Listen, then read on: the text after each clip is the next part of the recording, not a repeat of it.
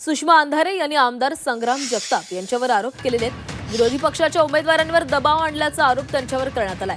Bodyguard आणि PA मार्फत दबाव टाकत असल्याचाही त्यांचा दावा आहे। बॉडीगार्डचा उमेदवाराच्या घराबाहेरचा एक व्हिडिओ त्यांच्याकडून पोस्ट करण्यात आलाय। हातात रिव्हॉल्वर घेऊन उभे असल्याचे या व्हिडिओमध्ये दिसतंय।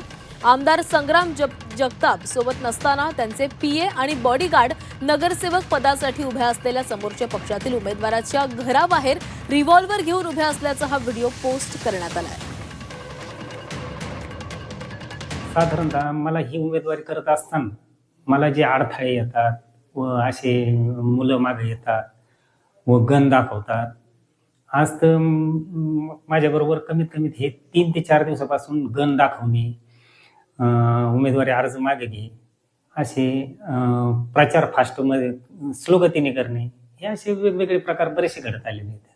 आणि आज तर माझ्या प्रॉपर्टीमध्ये साधारणतः 3:30-4च्या आसपास 2 पोलीस व 2 अनोळखी माणसं हे माझ्या प्रॉपर्टीमध्ये गेट उघडून आत येऊन ओपन रिव्हॉल्वर घेऊन आमच्या इथले जे बिहारी समाजाचे जे आमच्याकडे कामगार होते त्यांना धमकावण्यात आलं व